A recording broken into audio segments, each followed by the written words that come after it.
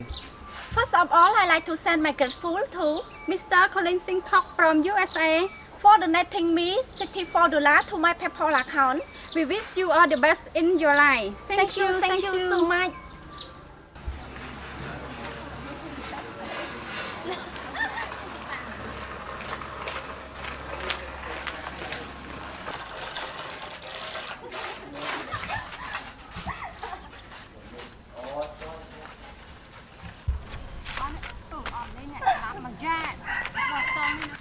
Tay là vai.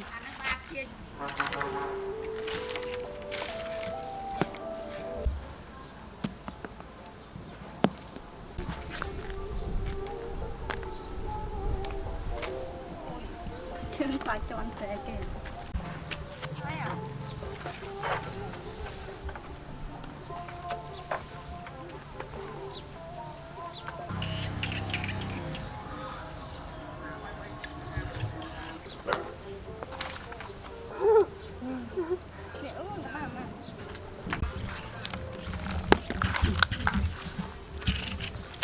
Tầng đau mà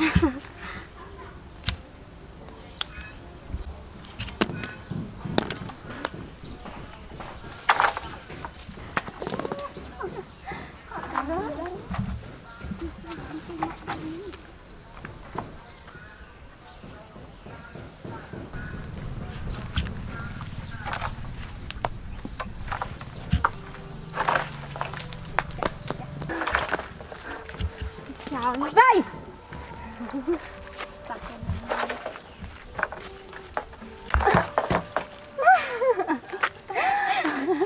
hot trong ngõ để rửa. Hey, tôi nhắm rửa má mà. Anh phơ quá. Anh đang phơ các ba.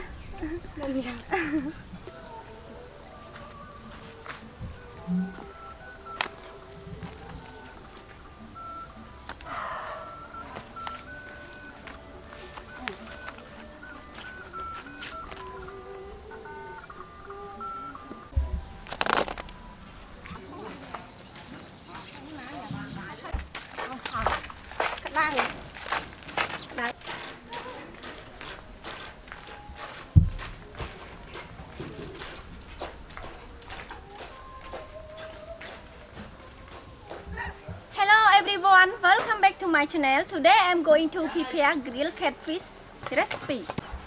Now we have catfish 2 kg. Get started with us.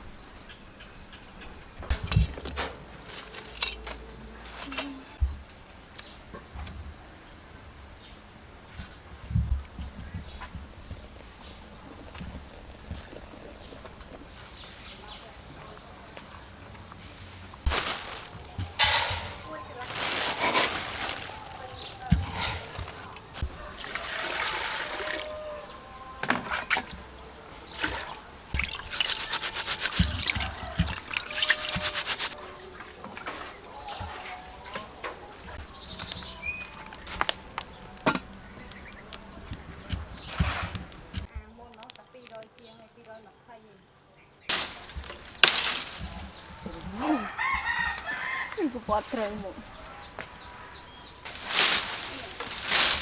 Đây hả giờ bà nó chậm như giờ mà lúa xanh chụp bằng lúa xanh.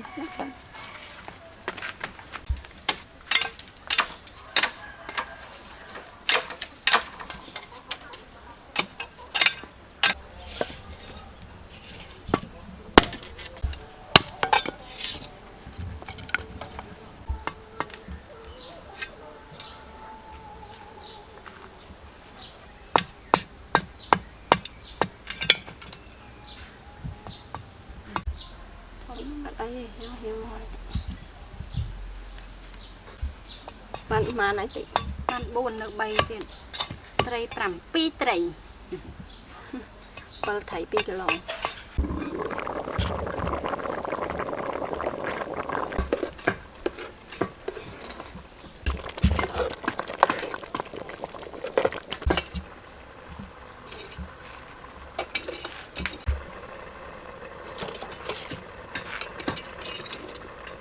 Now I start to prepare fish.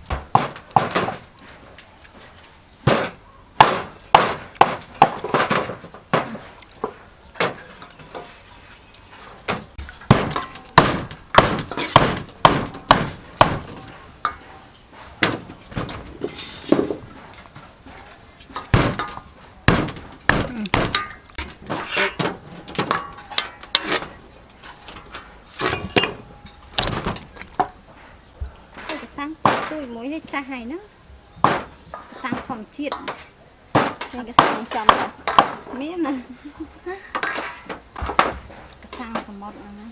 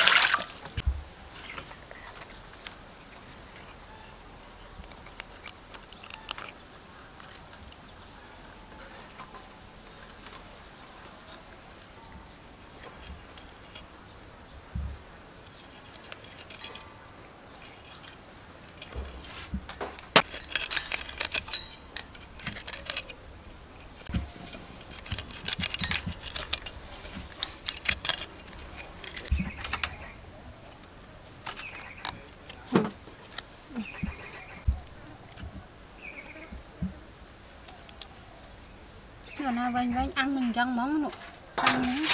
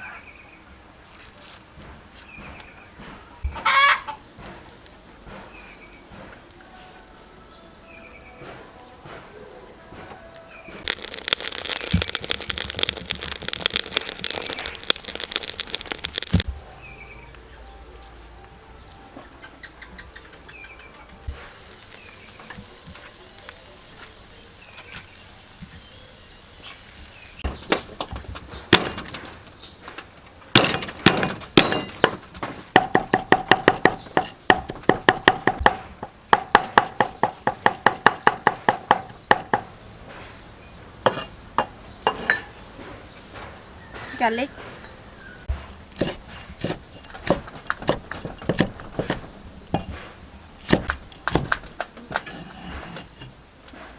chili, MSG, sugar,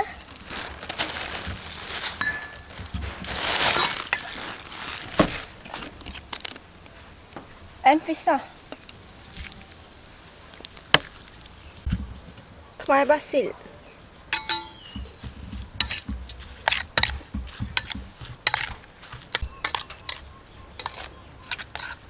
Okay. Yeah.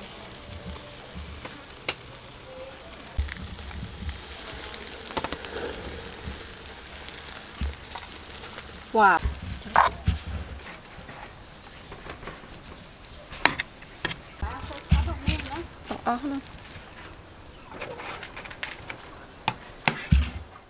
Okay, now time to taste yummy food with us.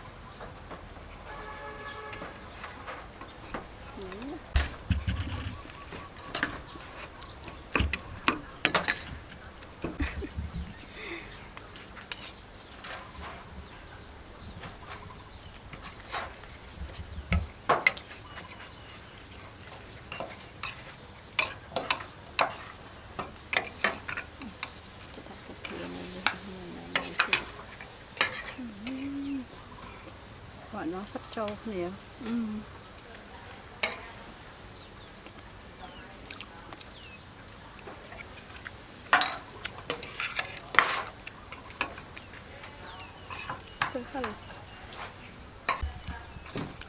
Ôi sành ọ đây.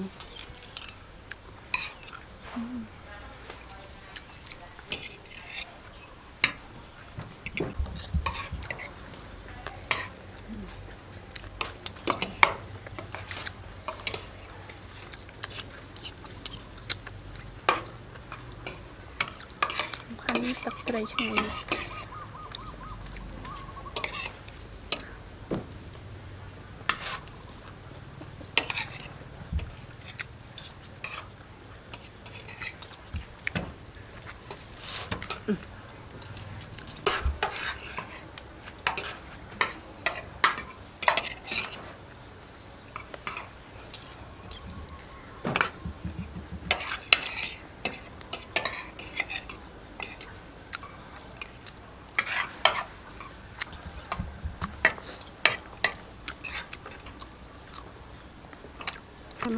Đồ lành cặp thôi.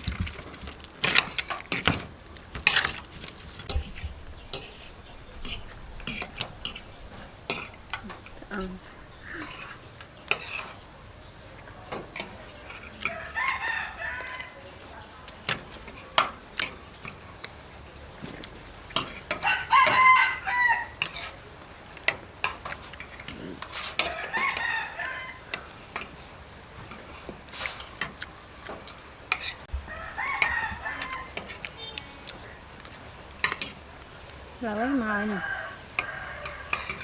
Công đăng video.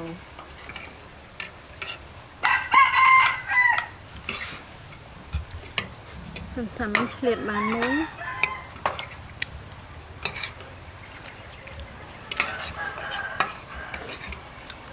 Chào bạn. Before I say goodbye, hope you enjoy my video and don't forget subscribe to my channel and hit notification bell. Thank you.